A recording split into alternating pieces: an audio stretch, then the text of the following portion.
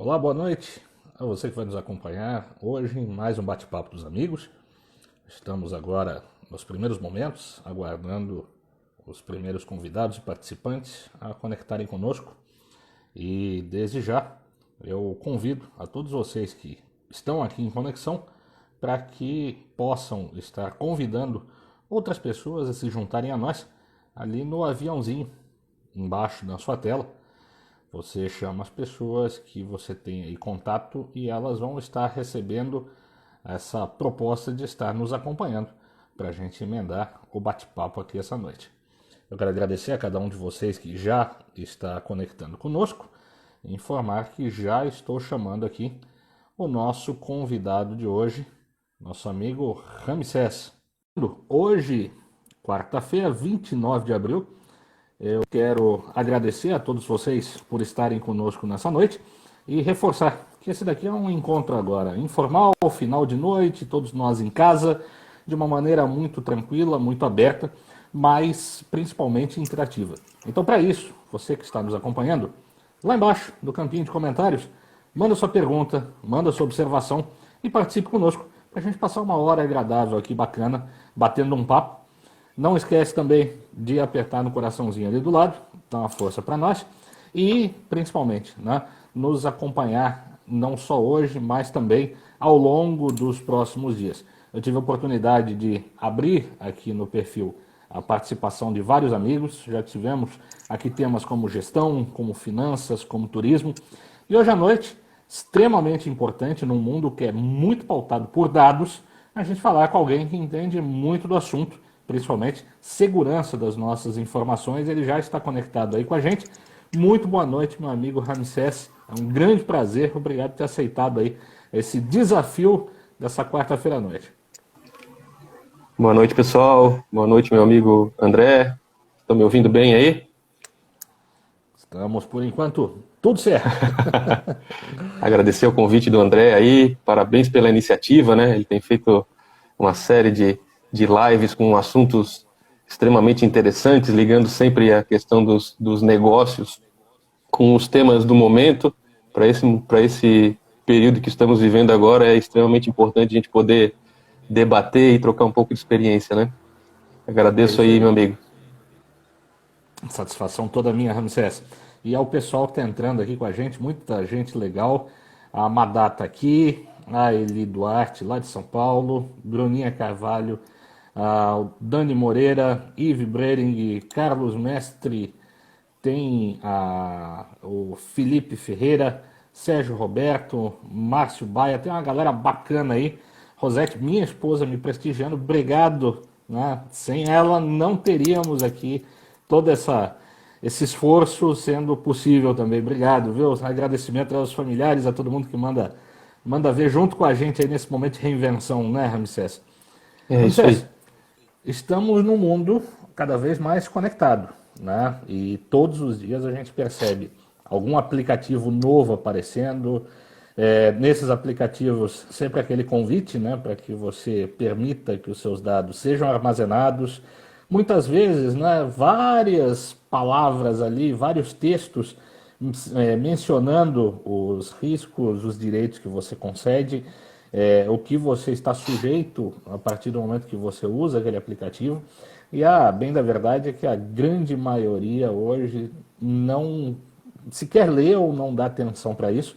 E eu queria te convidar então para a gente poder conversar junto das pessoas que estão com a gente aqui. Alguns são empresários, alguns têm alguns pequenos negócios. Neste momento onde o único mundo que nos sobrou muito ativo é o digital, qual o impacto de tudo isso? Então, aí com as suas considerações iniciais, eu queria te convidar a contar para nós um pouco como é que está esse mercado e como é que está a condição de dados nele hoje. Então, pessoal, é interessante que nós estamos, além de estarmos no meio de uma crise, né, nós estamos no meio de uma discussão sobre o tema de proteção de dados pessoais, privacidade, né, muitas teorias da conspiração envolvendo aí eleições, manipulação e etc., né? Na prática, o que isso quer dizer? No mesmo dia que a gente discute transformação digital e fala de que os dados são o novo ouro em pó e que as empresas que não forem orientadas a dados morrerão, a gente também acaba fechando os olhos para que realmente os dados, para o valor que esses dados têm. Então, é meio estranho a gente pensar nisso, né?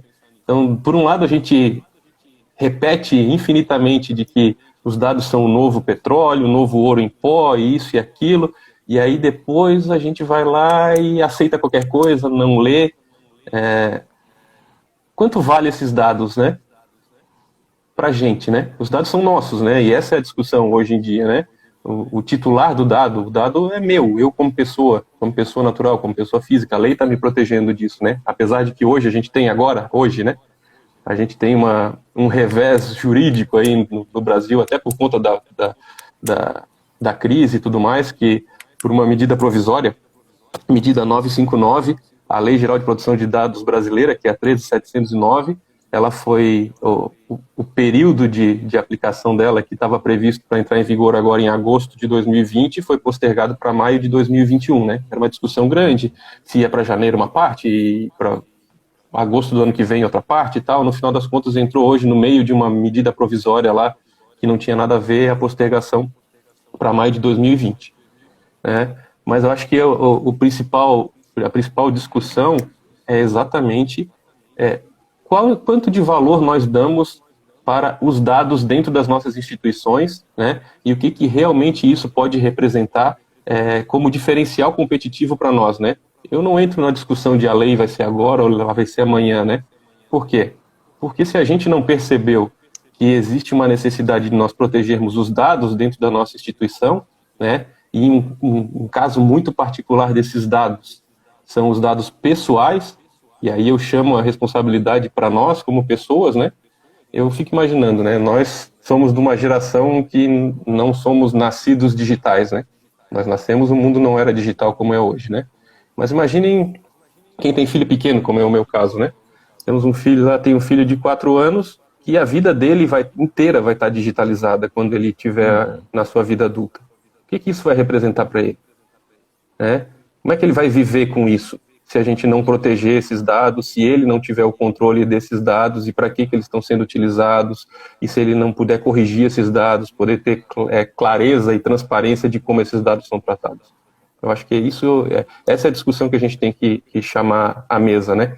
Mas entendemos também que estamos no meio de uma crise, que tudo isso é investimento para que as empresas se adequem, né?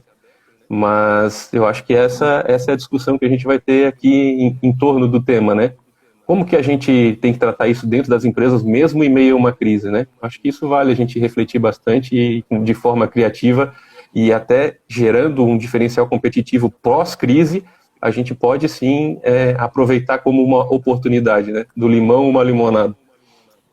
Porque nós conversamos muito ao longo das últimas semanas, Ramsés, e sempre batemos muito na tecla, né? Quanto mais a empresa se organizar, principalmente a menor, melhor ela terá controle sobre o planejamento, a estratégia dela. Isso tudo passa por dados, né? Quem são os meus clientes, o que eles consomem, com que periodicidade, quais são as margens de valor que eles lidam, né? Qual é o perfil desse cliente, os dados desse cliente. E lógico, assim, quanto maior a organização, melhor é a condição tecnológica dela de coletar, tratar e tomar decisões em cima desses dados. As menores, às vezes, têm um pouco mais de dificuldade, até porque já o processo de coleta ele já começa analógico, manual, já tem algumas dificuldades, mas muitos se valem hoje de alguns softwares, mesmo que gratuitos, algumas plataformas, né, que buscando lá no professor Google a gente consegue um certo acesso. E nesse momento onde todo mundo foi surpreendido aí pela necessidade quase de uma clausura, né, o processo de contato digital ele foi o que sobrou nesse mundo, né? Até quero agradecer ao Bianco que participou com a gente aqui no início. Ele trouxe a nossa primeira pergunta, né? O que é o tal do Big Data, né? Ou Big Data. Na verdade, Bianco, isso daí é uma questão de quantificação, né? Esse volume de dados, né? Passando aí tanto pela velocidade de captação, interpretação e uso delas, né? Muito rápido e em grande volume, é o fenômeno que a gente tem da vez. E por ter esse volume muito grande, muitas vezes a gente não percebe a importância deles, né? Então, vamos lá, né? A gente teve aí o fenômeno do Facebook, a gente está conversando no Instagram, tem muita gente que está com a sua conta no TikTok, tem alguma plataforma gratuita de e-mail, pode ser o Gmail, pode ser o Yahoo, tantos outros, né? E todos eles têm ali o seu termo do usuário, né? Qual de vocês, para todos esses aplicativos ativos nesse momento no seu celular, leram e sabem as implicações daqueles documentos, né? Então, eu acho que passa um pouco pelo que o Ramsés está dizendo. Nós ainda não temos a cultura de nos importarmos com isso. E a lei vem para impor, né, um pouco mais de cautela por parte das empresas, mas que não vai ser suficiente se o usuário não der o mesmo valor para isso que a ele pertence, né? E aí eu queria te perguntar, Ramsés, na prática, né, que riscos que a gente incorre se a gente tem esses dados soltos aí, perdidos e não devidamente resguardados? Uhum. Então, imaginem que, vamos tentar exemplificar isso com um caso mais prático possível, né? Imagine que você tem um cadastro seu de um órgão público qualquer vazado, né, relacionado ao Detran, por exemplo.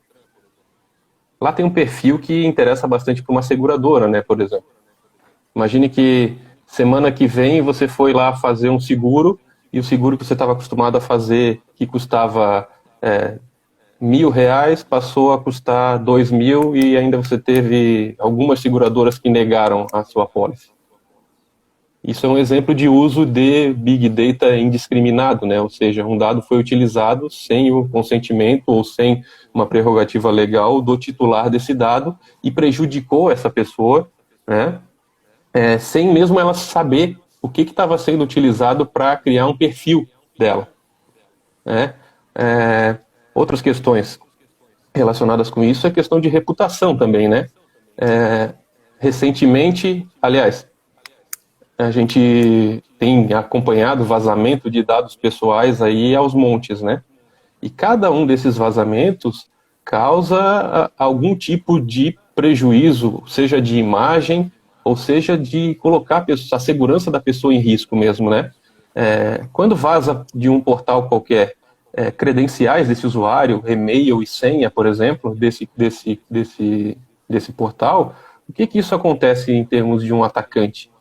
O atacante vem de uma base dessa, ele vai pegar esse perfil desse usuário, vai pesquisar em todas as outras plataformas que esse usuário tem algum tipo de usuário e vai testar essa senha dele contra outro serviço. Não deveria ser assim, mas a gente sabe que a grande maioria das pessoas reaproveita a senha, né? A mesma senha que ela usou lá no portal de compra online, ela usa para o sistema corporativo, ela usa para o e-mail, ela usa para a rede social, né? Então imaginem que vocês têm a rede social de vocês hoje, lá tem uma série de informações privadas de vocês, conversas e etc. E amanhã você descobre que a sua rede pessoal foi invadida. E aí você não sabe de onde vazou sua senha. Na realidade, você usou o mesmo e-mail que você usa para rede social e senha. Você usou num e-commerce qualquer. E esse e-commerce teve a base vazada. E o atacante ele vai ter exatamente essa cabeça. Ele vai pegar essa credencial e vai testar em todas as... E às vezes ele não testa isso pessoalmente, porque não é um ataque direcionado, né? É um robô que ele criou para ir testando isso em toda aquela base que vazou, né? Então, a gente tentei dar um exemplo tanto de reputação, quanto que possa influenciar na sua vida pessoal em termos de perfil, né? Quanto mesmo de roubo de acesso ou acesso de informações pessoais, né? Isso a gente está falando só de curto prazo, né?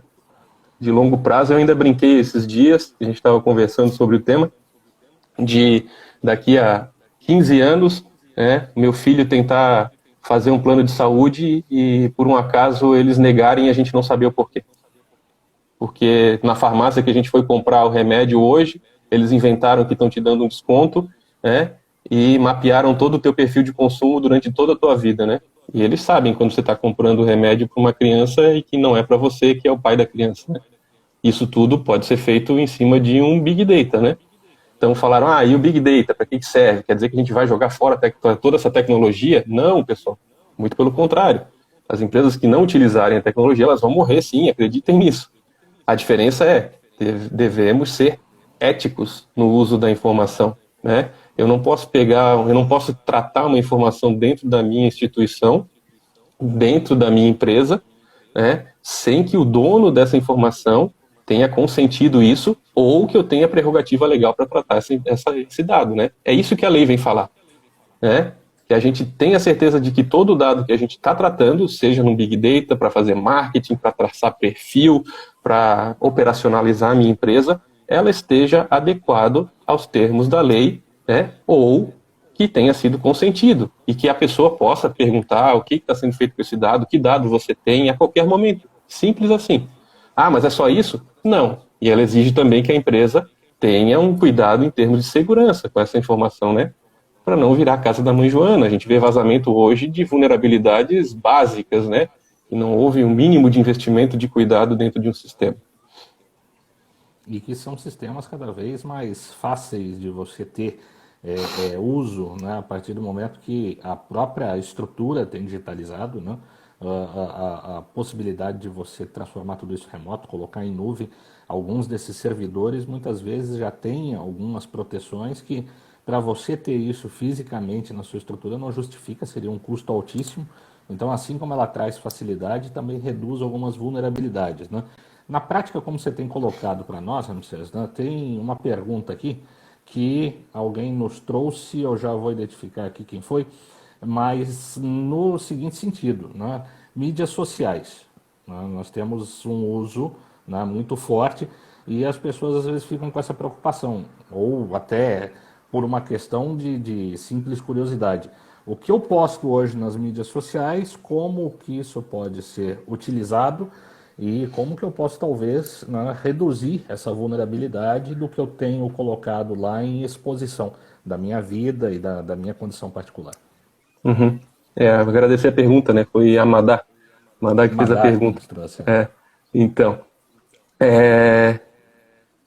assim, ó, tem uma confusão hoje em dia também, né? O pessoal está muito com medo do que pode acontecer por estar usando dado pessoal, e aí a primeira coisa que a gente tende a fazer é justificar, né? Ah, mas esse dado é público, esse dado está lá na rede social, esse dado está no cadastro, não sei o quê. O que pode ser utilizado em termos de rede social? Pode ser utilizado de acordo com a política que você aceitou lá, né? A política ela tem que ser explícita, né? E ela não pode ter subterfúgios para tentar enganar ninguém, né? Um dos termos que é utilizado lá fora e que foi adotado aqui dentro chama-se privacy by default.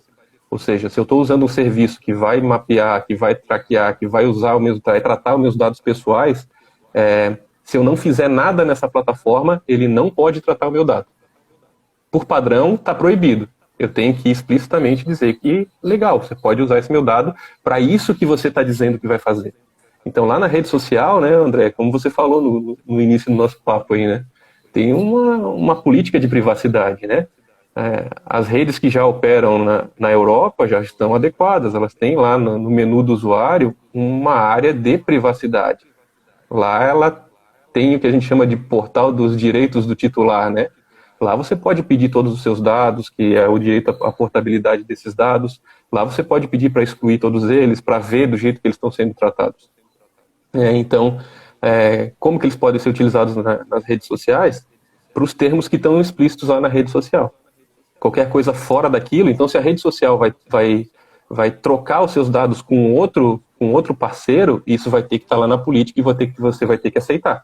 Né? E você pode revogar isso a qualquer tempo, né, nos termos da lei, tanto na lei brasileira quanto na lei europeia, ou na lei europeia quanto na brasileira, que foi baseada na europeia, né, na GDPR. Então, pode usar nos termos que estão lá. O que a gente vê muitas vezes as redes sociais têm alguns aplicativos penduricalho aí, né, jogos, aplicativos que a gente vai instalando e que fazem acesso às nossas informações e que a gente também permitiu isso, né. Então a gente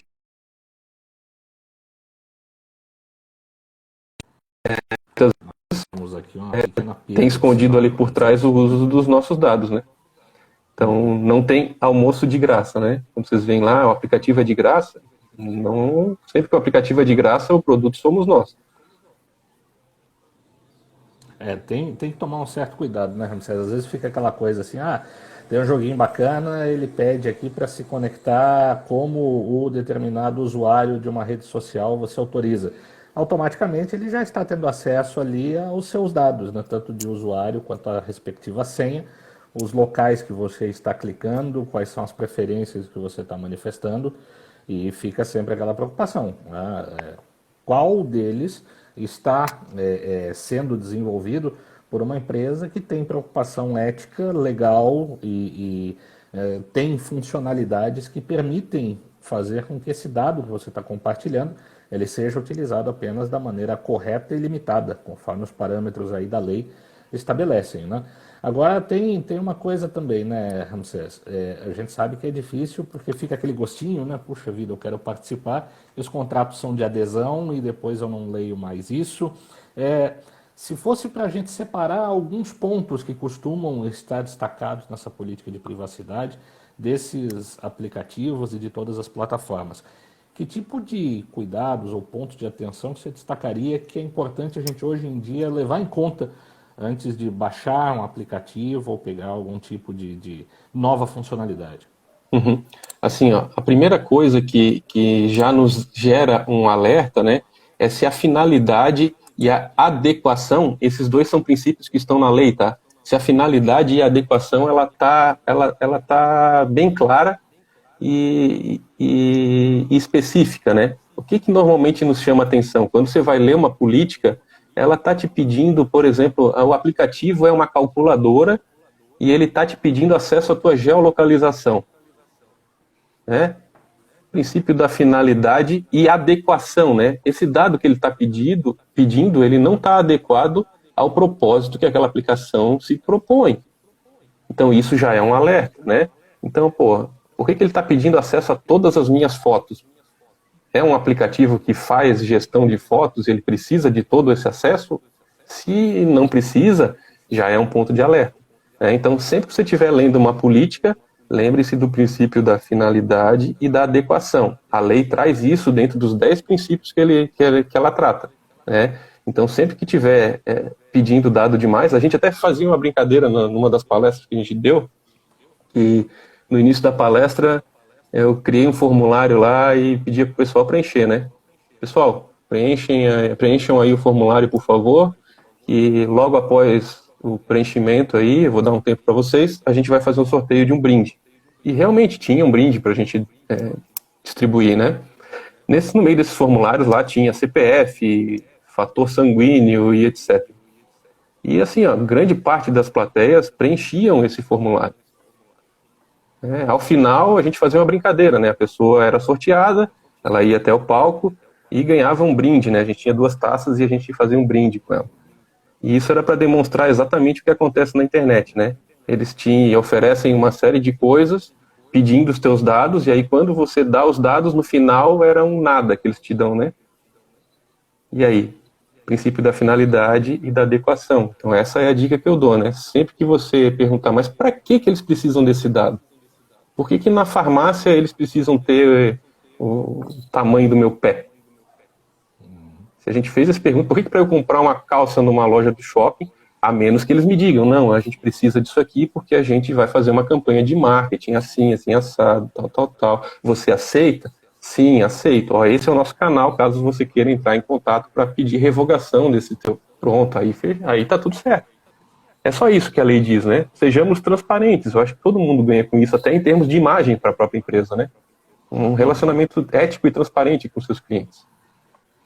Antes da gente entrar na aplicação empresarial especificamente, eu acho legal a gente abordar essa condição dos mitos, né? E alguns talvez hoje ainda sejam, mas a gente sabe que, né, o futuro é muito difícil da gente prever, sobretudo porque hoje não tem uma restrição de fabricantes, de local que disponibiliza a peça e os equipamentos de eletrônica, os softwares são fabricados no mundo inteiro, sobre diferentes políticas, sobre diferentes condições econômicas.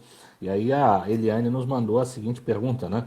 Então quer dizer que eu estou com um celular mesmo sem nada ativo aqui, com ele bloqueado no meu bolso, o som que ele capta, né? Já posso ter a certeza de que ele está sendo aí armazenado e eventualmente utilizado indevidamente? Ou isso entra naquelas fábulas e mitos, talvez riscos futuros? Então, os regulamentos eles vêm exatamente para evitar isso, né? Que o celular está nos ouvindo, eu não tenho dúvida nenhuma, até porque os celulares têm funcionalidade de assistente pessoal que funcionam por comando de voz, né? A gente desbloqueia pela voz, a gente tem todas essas facilidades, né? Eu sou da área de tecnologia, nós falamos de computação contextual, né?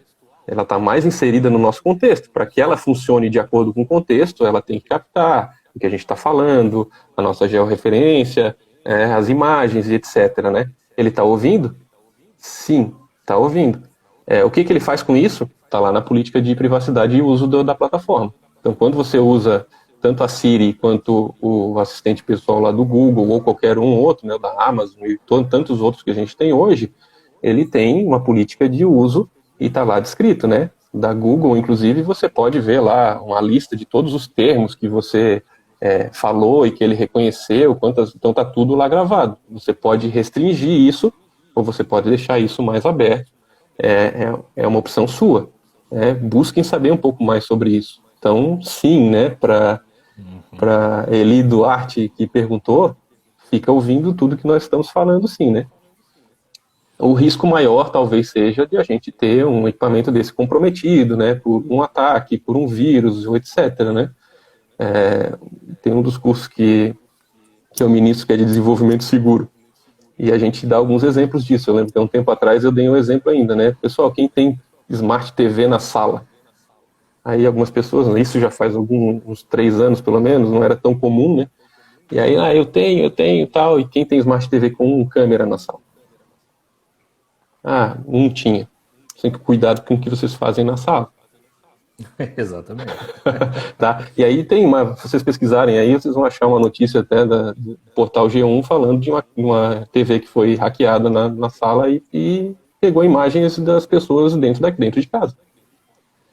Que depois são utilizadas para chantagem, são utilizadas para diversas finalidades ilícitas, né, das mais variadas, né, ou até mesmo alguma informação ali que acabe sendo percebida e que depois aplicada, como o comentário do banco, nome de familiares, de filhos e por aí vai. Né? Temos que lembrar também, né, Ramsés, que assim, hoje existem políticas que estão aplicadas muito fortemente em cima dos grandes fabricantes, mas com a popularização dos equipamentos, a gente passou a ter também uma avalanche de marcas, né, sem aquela procedência tão significativa ou sem uma presença no mercado tão responsiva, e que isso tudo, né, facilita a presença de softwares e até mesmo de hardwares aí, sem esse cuidado que é aplicado às vezes numa empresa grande, mas essas pequenas e de não tanta expressão, às vezes não tiveram tempo ou capacidade de se adaptar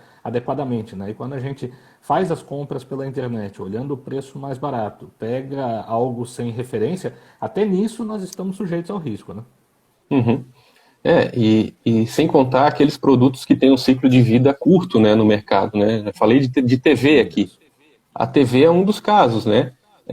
O suporte, principalmente de software das TVs que a gente tem, eles não vão te atualizar depois de 5 anos de lançamento dessa TV. Então, quando a gente compra ela no mercado, principalmente a gente pegou ela numa promoção já, essa TV ela já foi lançada há algum tempo. Ela não é o lançamento da hora, porque normalmente eles são os mais caros, né? Ele já é uma TV de meio para fim de vida.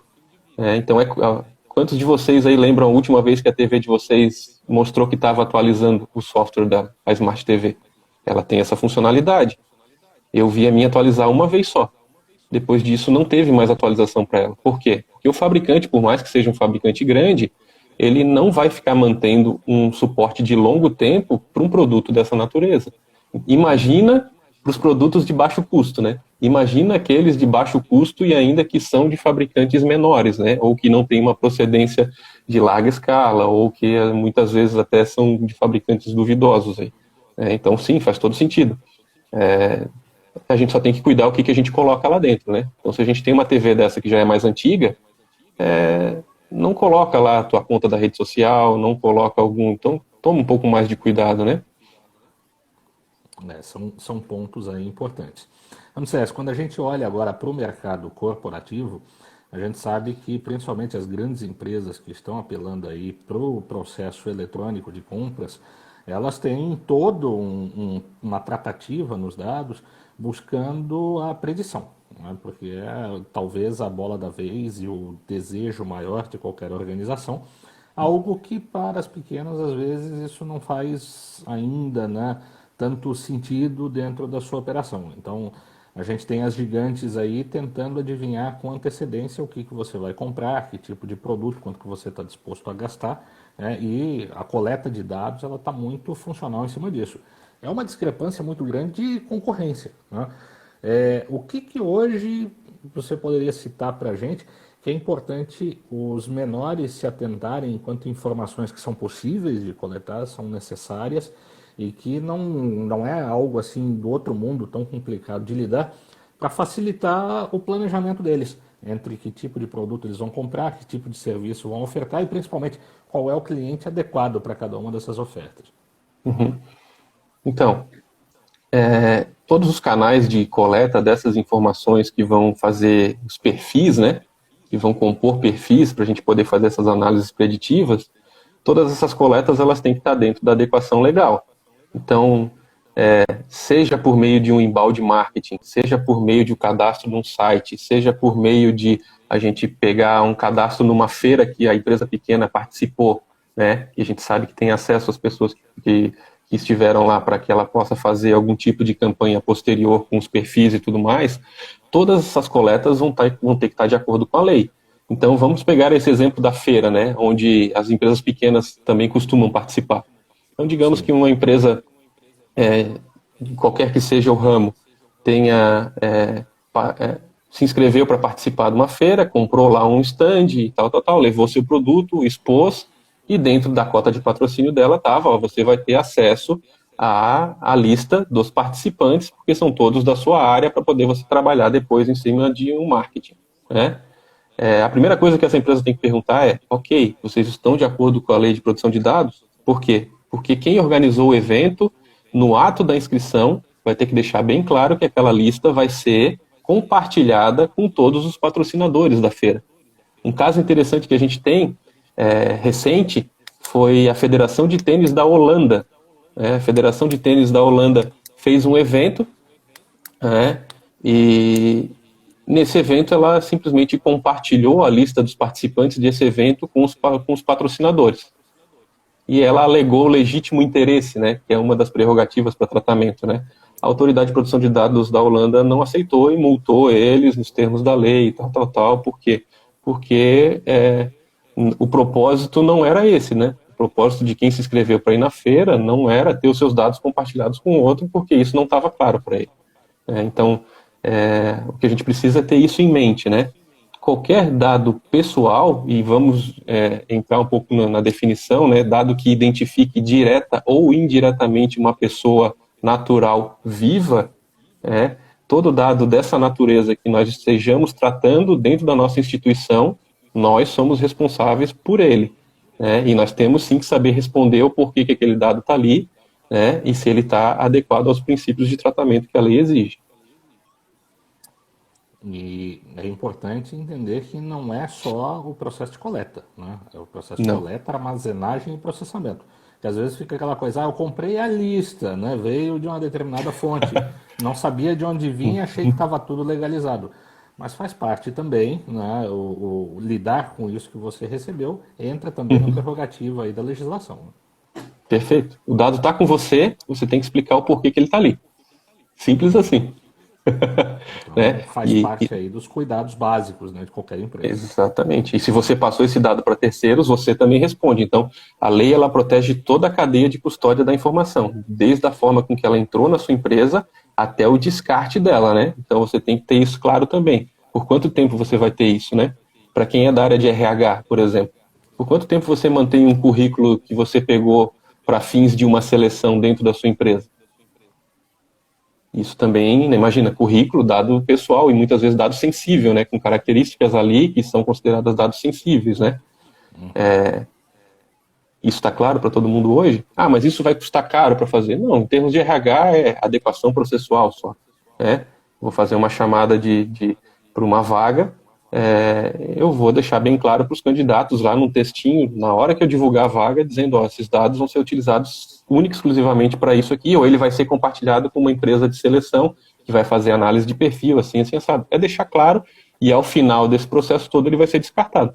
Ou, ao final desse processo, ele vai ser mantido, mas pode ser descartado se você solicitar para que, aí, de novo, o propósito e a finalidade, né? Para que a gente mantenha um cadastro ativo e possa te chamar para futuras vagas. E aí a pessoa tem que aceitar isso, né? Porque aí a gente já extrapolou a questão temporal daquela finalidade. Uhum. O bola da vez aí dentro dos problemas recentes nossos é a clonagem do WhatsApp, né? E boa parte dos que nos acompanham, principalmente os pequenos empresários, tem usado o modo corporativo da ferramenta, né? Cuidados com ela, o que a gente pode fazer aí para evitar ter essa clonagem? Hoje em dia, a maioria das ferramentas de grande porte, né, seja de rede social ou de comunicação, elas sempre possuem a possibilidade de você habilitar mais de um fator de autenticação, né? No caso do WhatsApp, quando não estava habilitada esse tipo de funcionalidade, o que o atacante fazia? Ele forjava algum tipo de comunicação, alguma coisa para que você pudesse clicar em algum link, para que ele pudesse roubar aquele código de verificação que é mandado por um SMS, né? Então, quando você ativa uma conta de WhatsApp de um telefone para outro telefone, num telefone novo, por exemplo, ele te manda um SMS confirmando que você recebeu aquilo ali no aparelho que você está ativando. Então, o atacante dava um jeito de que ou ele pudesse pegar esse código por meio de um código malicioso, ou ele, por engenharia social mesmo, fazia você mandar esse código para ele. Então ele te mandava ele mesmo te mandava uma mensagem, um SMS, dizendo, pô, eu sou do banco tal, não sei o que, nós acabamos de te mandar uma mensagem assim, assim, assado, você pode me passar esse código? E a pessoa passava. Essa é a forma mais simples de fazer isso, né? Engenharia social, todo mundo cai, e quando eu digo todo mundo cai, todo mundo mesmo, inclusive quem é da área de segurança, dependendo do cara e da aptidão dele na engenharia social, né, ele vai contextualizar o tipo de informação e vai fazer você dar aquela informação. Então, o cuidado que eu digo para vocês é sempre usem todas as prerrogativas de segurança que as ferramentas têm. No caso do WhatsApp, ele tem a gente habilitar um segundo fator de autenticação, que não é só esse envio de SMS para você habilitar sua conta, é um PIN, né? É uma senha, uma contrassenha. Então, são dois fatores de autenticação. O celular que você tem vai receber o SMS no número que está associado a ele e algo que você sabe que é uma contrassenha. No caso de redes sociais e e-mails, etc., nós também temos essa possibilidade de segundo fator de autenticação. Seja além da sua senha, uma confirmação por SMS ou um próprio aplicativo de OTP, que a gente chama, né? Que é senha baseada em tempo, que ele gera uma senha de tempos em tempos, ou um cliquezinho que você dá no aplicativo do teu celular. Então, mesmo que você tenha a sua senha, né? Alguém falou ali antes no começo, né? Ah, eu uso a minha senha para tudo. Então, mesmo que você use a sua senha para tudo, que não é o recomendado, e ela vazou, se todos os serviços de você tiver esse segundo fator de autenticação, mesmo de posse da sua senha, eu não vou conseguir acessar. Por quê? Porque eu vou ter que digitar a senha, e a partir do momento que eu tentar digitar essa senha numa outra plataforma que não é a que você habitualmente usa, ele vai te alertar dizendo, ó, você precisa botar a contrassenha OTP, você precisa dar um OK no seu celular. Esse segundo fator evita com que esse vazamento de informações, de senhas, etc., possa causar ainda mais dano a você, com acesso a todas as suas plataformas. Né? Então a dica que eu dou é, sempre utilizem esse segundo fator de autenticação. Eu devo ter ali no meu aplicativo de autenticação do celular ali uns 20 serviços já com... Dá um pouco de trabalho? Dá. Né?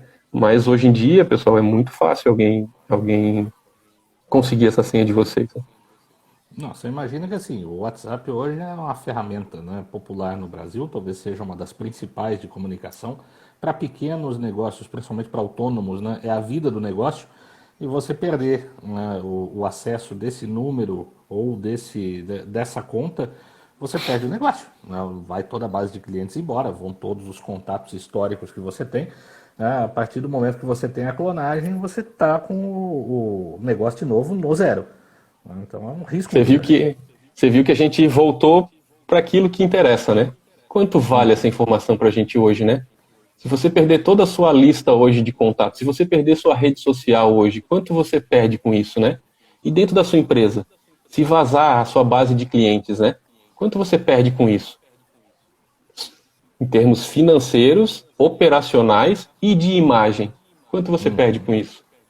Né? Se alguém pegar sua rede social hoje, dependendo do número de seguidores que você tem, o que, que representa alguém fazer uma postagem em seu nome?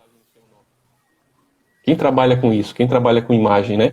Além de você perder todo o seu capital de reputação que você construiu ao longo dos anos aí, você ainda está suscetível a participar de uma fraude mesmo sem querer, né? Imagina Penalidades, né? empresas, né? Imagina empresas, né? Empresas que estão na bolsa, por exemplo. Um Twitter de uma empresa, né? Um tweet de uma empresa que está na bolsa, o que pode causar no mercado? Para ela mesma, né? Ou para os outros. Né? E para sua Às empresa, vezes o é que um difícil tweet pode quantificar esse representar? impacto. É difícil, né? Mas foi muito bom o que você falou, André. Porque aí a gente começa a perceber o quanto vale isso para a gente, né? Quanto essa informação vale para a gente, né? Então, se a gente tem essa noção de quanto a nossa informação pessoal vale para a gente tem que cuidar daquela informação dos outros que a gente trata também dentro do nosso negócio, né? Dentro do nosso dia a dia. Então, é isso, né? Por isso que, às vezes, o pessoal gosta muito de entrar na discussão de a lei pega, a lei que não pega, a lei que vai entrar agora, que vai legal. Não tem mais essa, né? Não é só uma questão legal. A lei já veio depois disso, né? Já veio depois que deu muito problema. É Veio uma se adaptar questão, para uma realidade que já está aí, né? O dia é a um dia diferencial, já é um exige isso. diferencial competitivo, né? Você vai escolher entre a empresa A, que trata os seus dados de forma ética, e a empresa B, que você sabe que não trata. A gente tem acompanhado muito aí, muitas empresas reincidentes, né? Muitas empresas que dizem que fazem A e fazem B com o dado, né? Teve empresa de antivírus gratuito agora que saiu na mídia aí, que utilizava os Sim. dados para vender perfil de acesso à internet. Por quê? Porque o antivírus faz análise de todo o tráfego de internet que você tem na sua máquina para poder te proteger. Mas ele é de graça e ele monetizou isso de outra forma, só que isso não estava claro na política dele. Então, se você tiver que sair da versão gratuita para uma versão paga desse antivírus, você vai optar por esse ou você vai utilizar outro depois de uma notícia dessa? Né? É isso que a gente tem que estar atento, né? E esse período de pandemia que está todo mundo, ou aqueles que podem, né, estão trabalhando de casa, é hora da gente ir lá buscar informação, tem uma série de cursos na internet, entender a lei, ler a lei é tranquila de ler. Claro que o processo de adequação ele é mais complexo, porque ele é multidisciplinar, envolve conhecimento de legal, de tecnologia, de processo e etc. Mas é a hora da gente olhar para dentro, né? Muitos estão com problemas de faturamento, o fluxo de caixa tá comprometido, né? Então é a hora da gente olhar para dentro, né? Dentro da análise SWOT da empresa lá e ver que a gente Isso tem aí. uma fraqueza, né? A gente tem uma fraqueza que a hora que o mercado voltar à tona de novo, isso pode ser uma vulnerabilidade grande para o nosso negócio, né? Então vamos olhar para E às dentro agora vezes. e usar isso como diferencial competitivo, transformar a nossa fraqueza em força, né? E ao invés de eu ter uma ameaça lá na frente, eu vou ter uma oportunidade, enquanto outras empresas vão ter essa vulnerabilidade e vão estar ameaçadas no mercado. E às vezes a gente pensa que é só uma questão de tecnologia, né, Ramsés? Pelo contrário, né? Tem muita empresa que já precisava ter uma certa tecnologia para garantir essa segurança e que continua com o controle todo no manual, expondo ao risco aí, nem que seja da perda, né, para uso próprio desses dados, ou então deixá-los aí na mão, às vezes, de algum fornecedor, algum colaborador que, né, momentaneamente ali estava bem, saiu da empresa, levou tudo isso, né? Então, não é só o fato de dizer, o software A ou B é ruim, eu tenho que tomar cuidado. Não, o foco é o dado, né? A Uhum. informação, que é um ativo muito importante para a empresa. Eu tenho duas perguntas para te fazer ainda, eu acho que a gente tem muita coisa para conversar, mas como está nos faltando aqui 15 minutos, eu quero reforçar com você que está nos acompanhando, lá embaixo, né? Aproveita ali o campinho de comentários, manda sua pergunta, interage aqui com a gente, que a gente, aqui nesse tempinho que ainda temos, a gente vai poder debater. Ramsés, duas perguntas. Primeira, pagamentos eletrônicos. Hoje nós estamos com um mundo de modalidades, desde o cartão de crédito até o celular que você encosta na máquina e ele já faz a habilitação do pagamento, até as ferramentas aí de monetização por moeda eletrônica. Né? Quais cuidados nessas diferenças tanto a empresa quanto o próprio consumidor precisam ter ao utilizar no seu cotidiano? Para quem são muitas opções hoje em dia, né? Eu não sei se vocês já tiveram a oportunidade de conhecer. Existem carteiras hoje blindadas, vocês já viram? Lá fora isso é bem comum, aqui está começando a chegar agora. Como a maioria dos cartões de crédito hoje eles já funcionam por proximidade, né?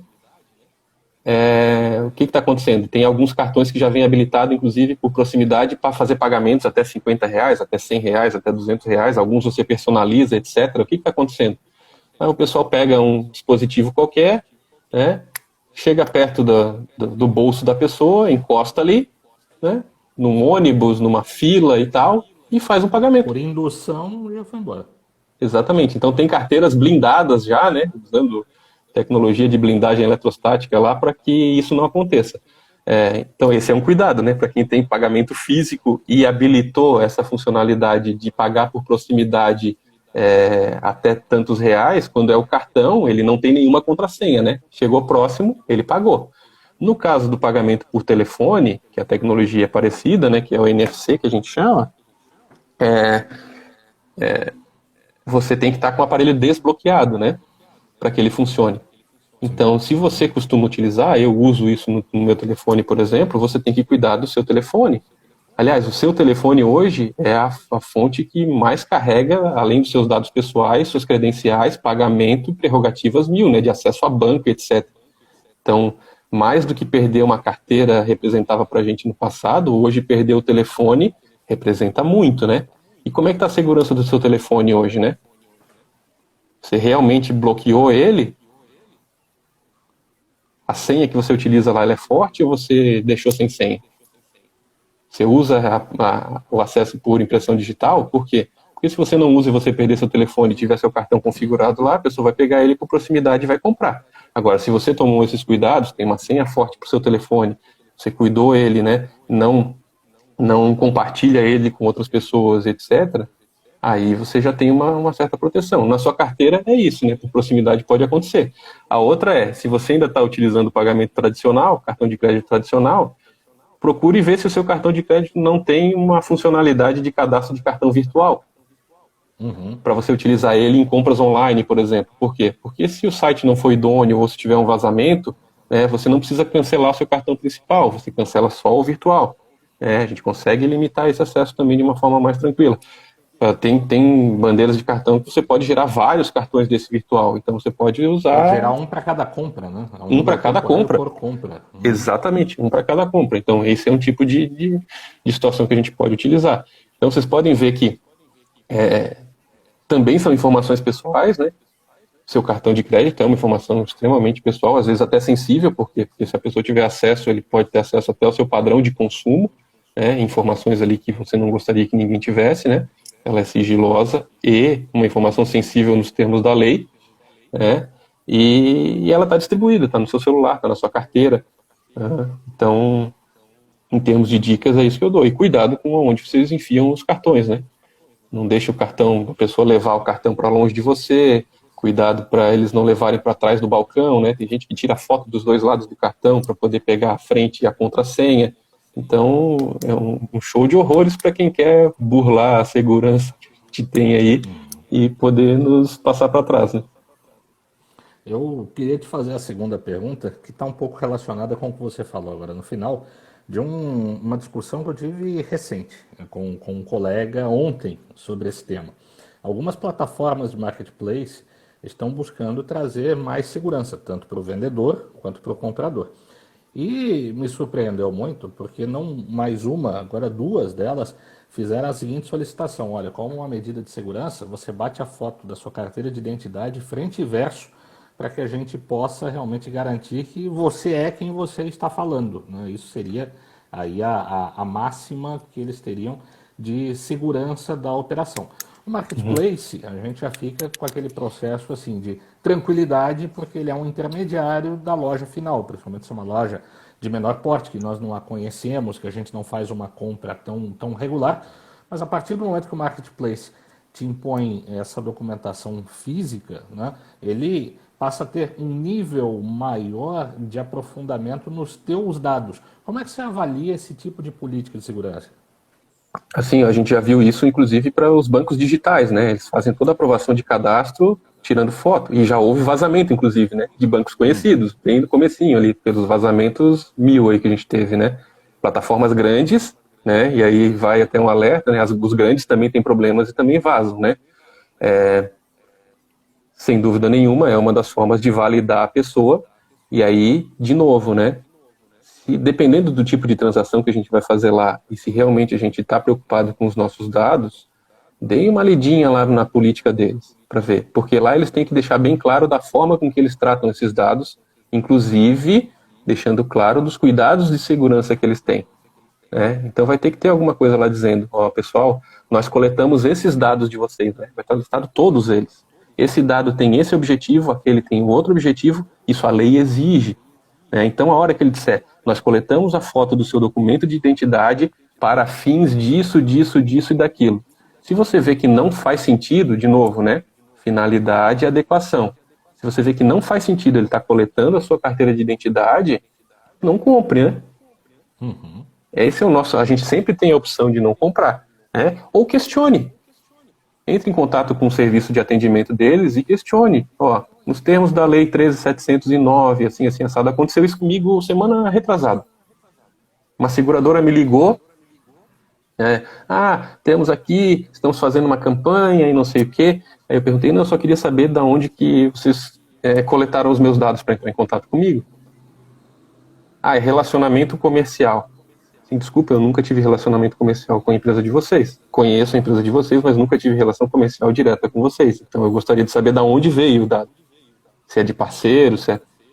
é relacionamento comercial. Então eles não sabiam responder de onde veio, por quê? Porque hoje é o que a gente vê aí no dia a dia. E vai ter que saber responder. Se não souber responder, pode ser questionado junto à Autoridade de Proteção de Dados Nacional, pode levar multa de 2% do faturamento ou até 50 milhões de reais e ainda pode tomar um processo civil, né, de reparação de danos de cada pessoa que se sentir lesada e ele não tiver essa resposta na ponta da língua, né? Então, a dor da martelada vem exatamente para que todo mundo abra a cabeça, né, e pense, por que eu estou pedindo esse dado? E quem está pedindo também vai pensar duas vezes, né? As empresas que eu tenho trabalhado para fazer adequação, eles já estão nessa vibe aí, né?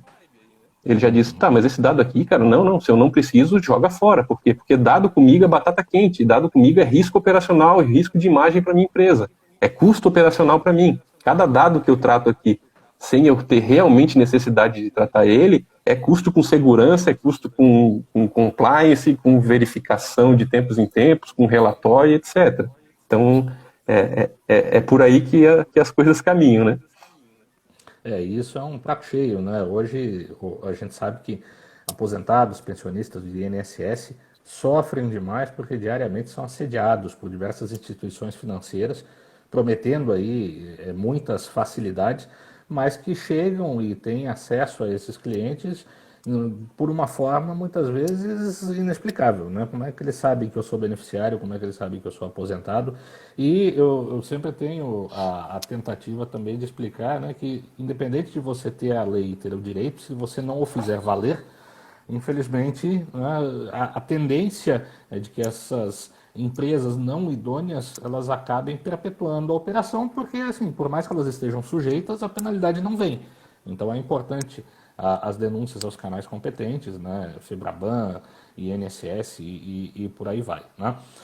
Tem uma outra condição que entra naquela dividida, né, o quanto que é mito, o quanto que é verdade, que muitos celulares estão hoje não só com a condição da digital como segurança, mas com reconhecimento facial.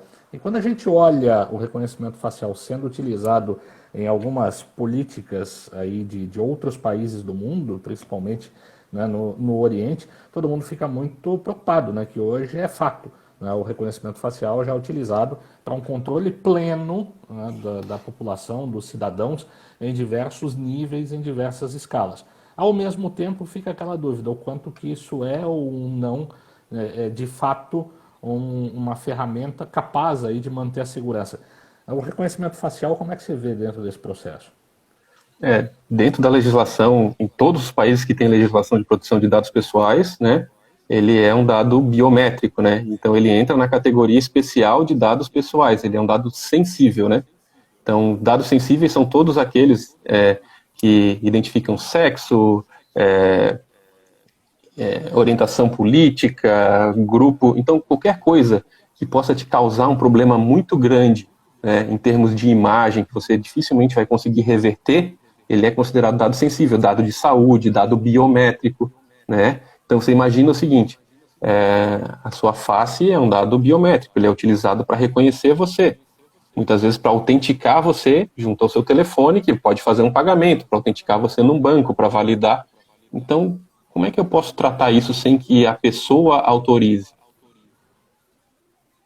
Se esse dado vazar ou estiver sendo utilizado para fins escusos, eu não posso, até posso, né? Mas é muito difícil eu mudar a minha cara, né? Se a minha digital vazar, né?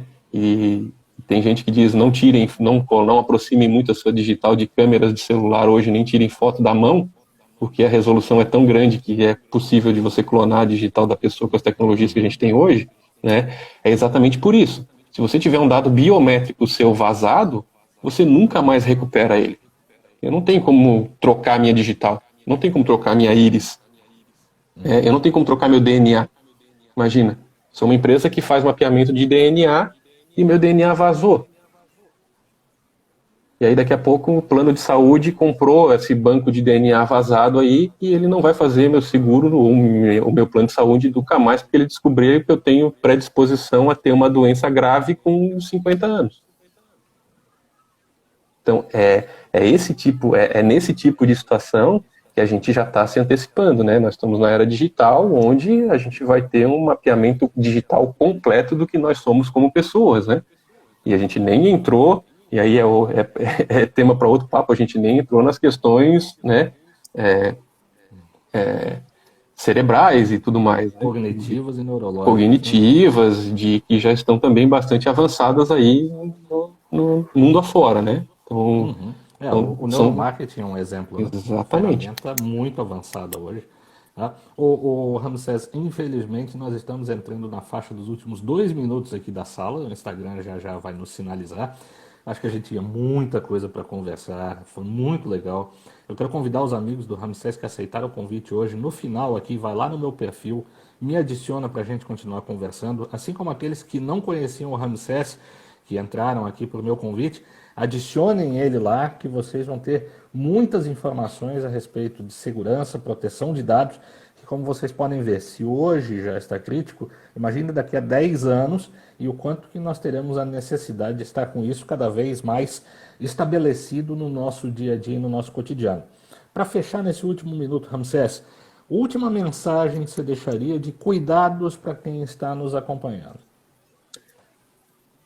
Pessoal, os dados de vocês valem muito. Sempre que pedirem os dados de vocês, seja para o que quer que seja, liguem a lâmpada amarela e olhem com atenção, seja na loja, seja no supermercado. Né? Não aceitem vender o perfil de acesso de vocês por 2 latas de milho no supermercado, de brinde. Né? Vejam realmente se aquilo que a gente prega todos os dias lá, de que os nossos dados são o novo ouro em pó, se eles estão realmente valendo a pena daquilo que eles estão nos recompensando para que a gente os forneça.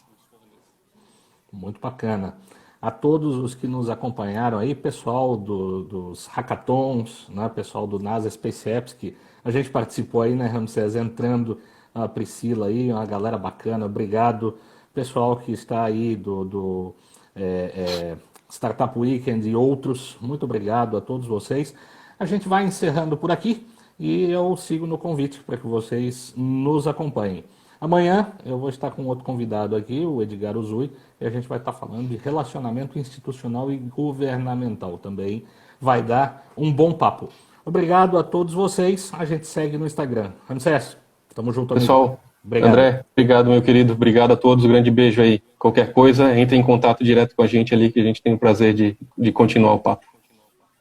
Valeu, um abraço.